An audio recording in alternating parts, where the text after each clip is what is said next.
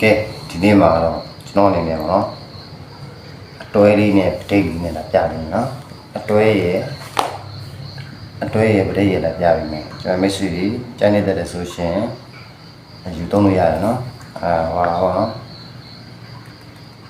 ချီကြီးနောက်ဆုံးကန3လုံးပေါ့နော်3လုံးကိုကျွန်တော်အနေနဲ့ခံမှန်းချိန်ပေါ့နော်ချဲကနန်းလို့လည်းပြောလို့ရတယ်ပေါ့နော်နောက်ပိတ်3လုံးပေါ့နော်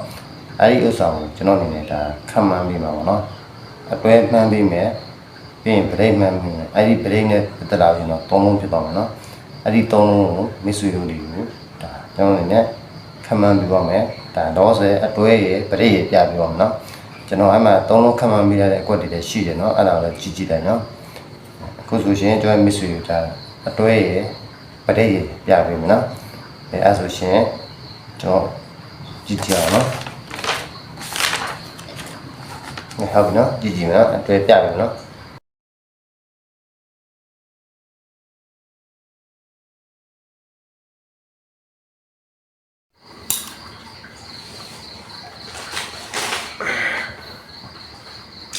အဲ့ဒါဆိုရင်ကျွန်တော်အနေနဲ့မရှိများဘူး696ခါတော့ပေါ့နော်6 9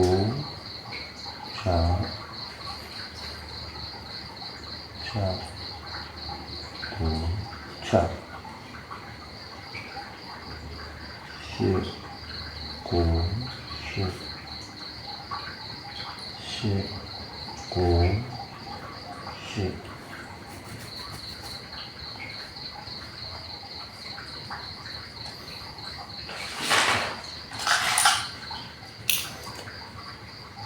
ကဲလို့ရှိရင်လည်းရှိရယ်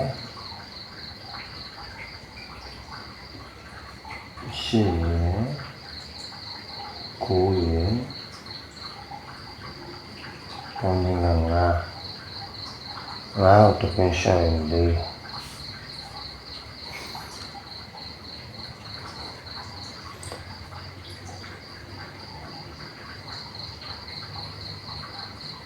ကိုရချောင်းပေါ်လာငါရဲ့တော့ညက်အဲ့တော့ငါ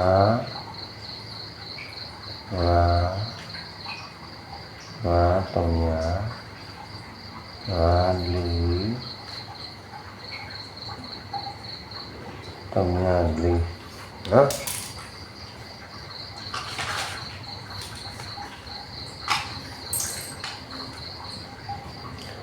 အဲ့ဆိုရှင်နော်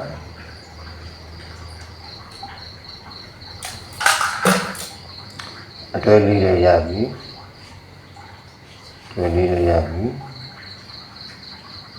ပေါင်းခြင်းကဒီလိုဖြစ်ပါတယ်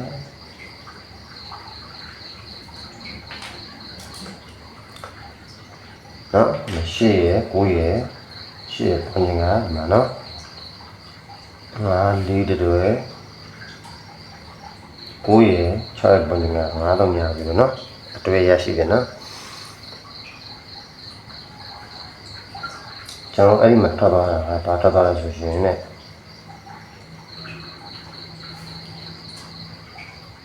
1 2 5ဆိုထွက်သွားတာနော်အဲ့တော့ကျွန်တော်5လေးတွေအောင်ပဲ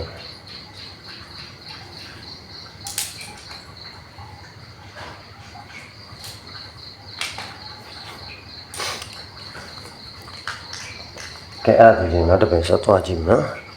နောက်တစ်ခါဆက်သွားကြည့်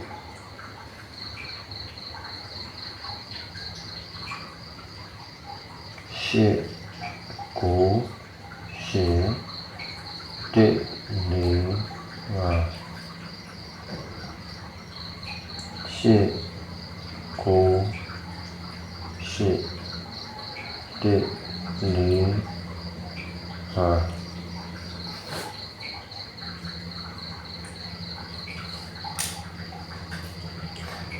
1 ရယ်9ရယ်5ရယ်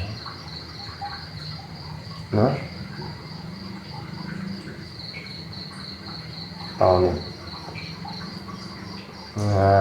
ငါတကွန်းလျှော့လေး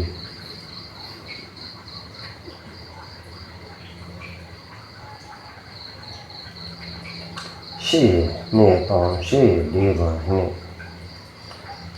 ပေါင်းခေါ်အဲ့ဒါကျွန်တော်ဒီမှာ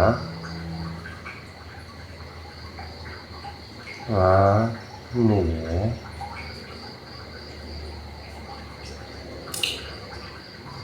ခေါ်ရနှစ်လေးရခေါ်လေးဆိုတော့အတွဲလေးပဲရရှိတယ်နော်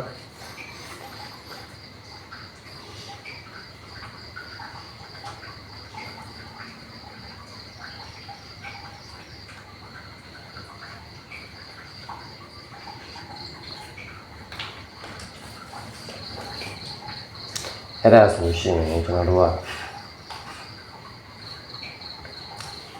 ထွက်သွားတာကဒါကလည်းတော့လည်းရှင်နဲ့ကျွန်တော်တို့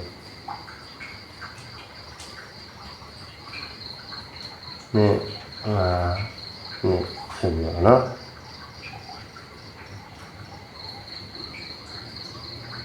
အဲ့လိုလား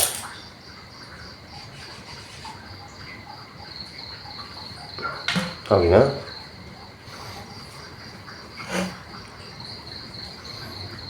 အဲ့ဆိုရင်နောက်တစ်ခါထပ်ခေါ်မယ်နော်นี่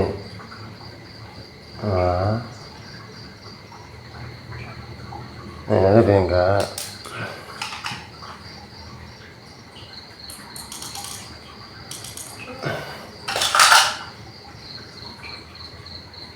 ဒီ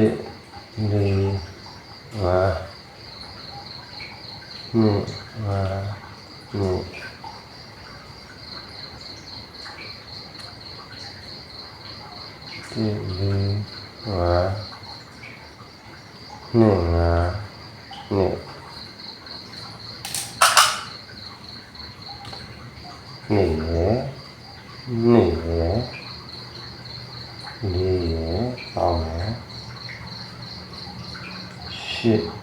ရှေ့ကိုတကွန်းလျှော့ခေါ်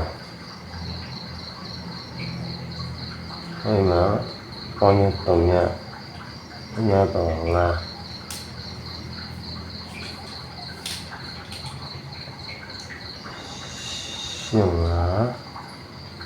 ရှစ်3ည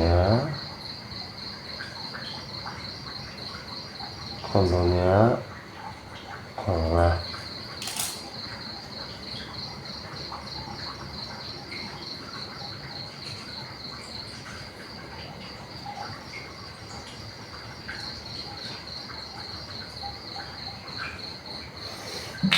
ကဲအဲ့ဒါဆိုရှင်တဲ့ကျွန်တော်ထွက်သွားတာက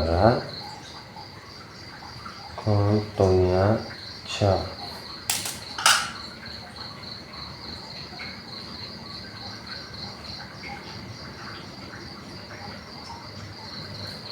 ော်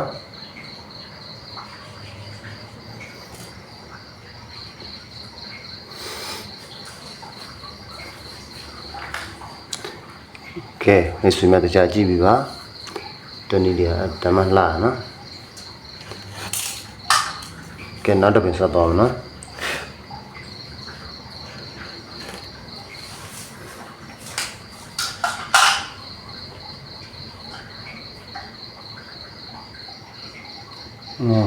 နှစ်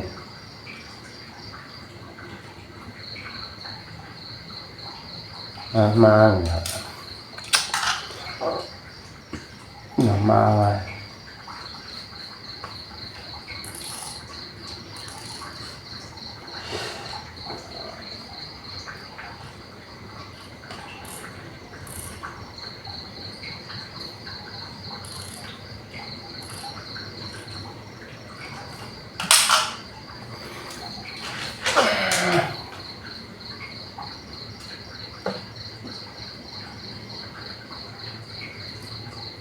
တပါးရှိကူမှာ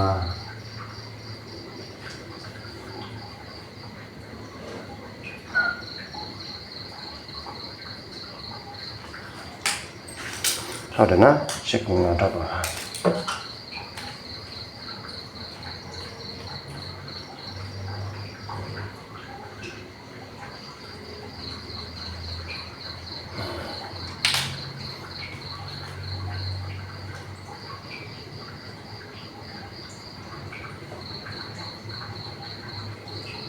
19 5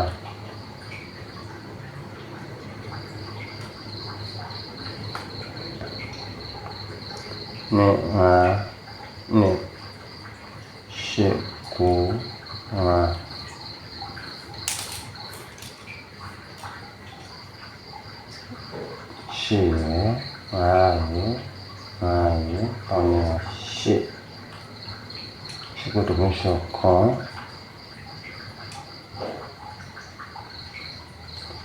နေ့ရကိုယ်ပိုင်းက1ပါ6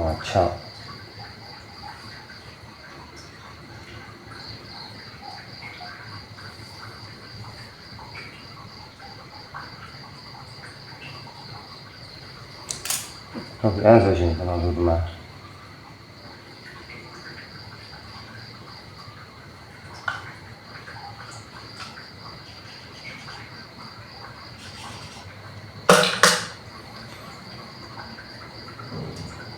8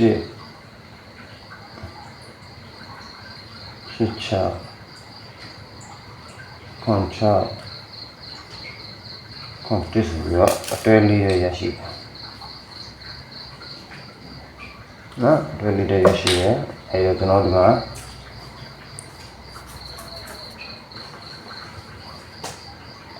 ထပ်ပါတာက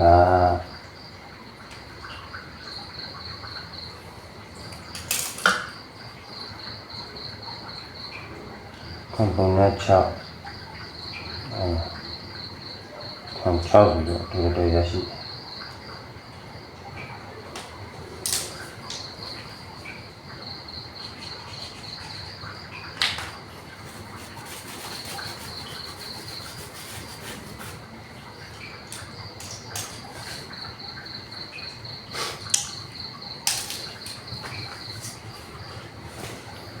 အဲ့ဒါဆိုရှင်ဒီဘက်မှာတခါနော်နေနဲ့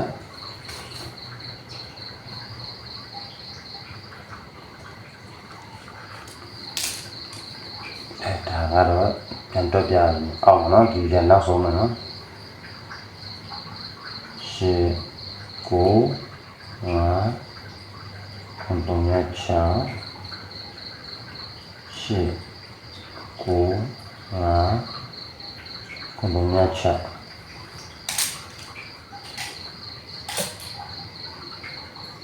ခွန်ရယ်6ရယ်9ရယ်5ရယ်တ냐နော်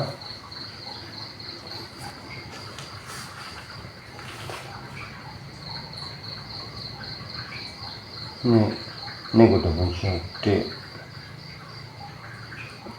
5ရတော့တ냐နော်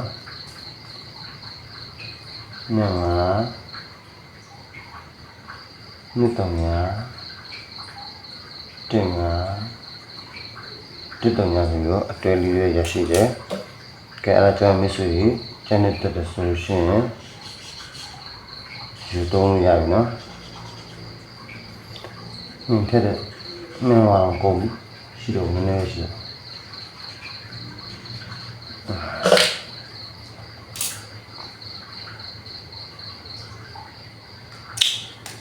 အဲ့ဒီအတွဲလေးရရှိတယ်နော်အဲ့ကျွန်တော်မစ်ဆွေလေးယူသုံးလို့ရပြီနော်အတွဲလေးရရရှိ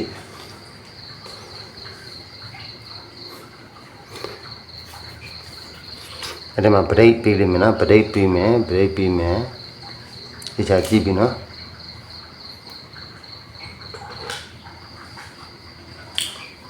ဘရိတ်ပေးမယ်နော်ဘရိတ်ပေးမယ်ဆိုပါတယ်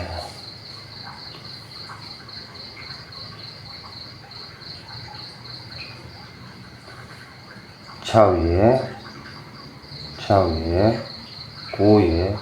င်1ရတယ်1ကိုတပွင့်တိုးရင်နဲ့1ကိုတပွင့်ချောရင်3ညဟာ3ည1နှစ်ဆိုတော့ပရိရရှိရယ်ထွက်သွားတာ3ညပရိနော်နောက်တစ်ခါကျွန်တော်ဒီမှာ8နှစ်3ညနော်ပေါင်းခြင်းက3ညရရှိတယ် 3ညတပွင့်တိုးတယ်1 3ညတပွင့်ရှုံး9နော်9 3ညတစ်ဆိုရောပရိရရှိတယ်ထွက်သွားတယ်မှာ9ပရိဟုတ်ပြီနော်1ရယ်5ရယ်5ရယ်ပေါင်းရင်1ရတယ်1ကိုတပွင့်တိုး2တပွင့်ရှုံး3ည3ည1နှစ်ပရိဆိုဒီမှာ2ပရိနော်2ပရိထွက်တယ်2ရယ်9ရယ်ပေါင်းရင်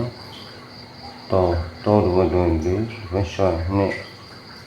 အဲ့ဒီမှာ3ပရိဆိုတော့ဒီမှာထပ်သွားနော်3ပရိဆိုထွက်တယ်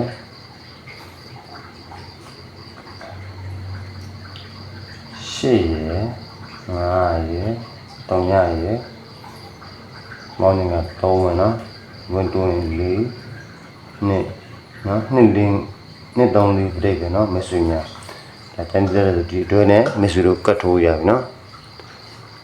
2 3 4ပြိတ်ပဲနော်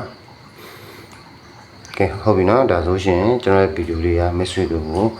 ဒါအကျိုးရှိလိမ့်မယ်လို့မျှော်လင့်ပါတယ်နော်ကဲအဲ့မှာကျွန်တော်အနေနဲ့2 3 4ဆိုတဲ့ပဋိရယ်ဒါကပဋိနော်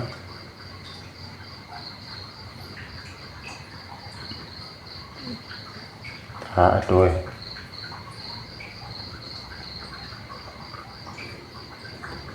ဒါအတွဲနော်ပဋိနော်ဒီမှာ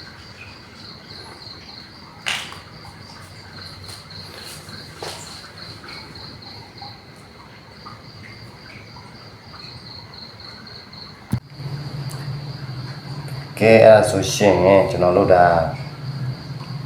အတွဲရ4တွဲရနော်ပဋိက2 3 4နော်2 3 4ပဋိရတယ်အတွဲရ4တွဲကဲအဲ့ပဋိနဲ့ဒီတွဲနဲ့ဟိုကျွန်တော်မဆွေရတာဟိုကိုဆုံးဖြတ်ချက်နဲ့ကိုဒါကြည့်ပြီးထိုးကြနော်ကျွန်တော်အတွဲပြီးတယ်ပရိတ်ပြီးတယ်ပေါ့ဒီဗီဒီယိုလေးမှာနော်ကဲအားလုံးအဆင်ပြေကြပါစေလို့ကျွန်တော်ဆုတောင်းပေးပါတယ်ဗျာနော်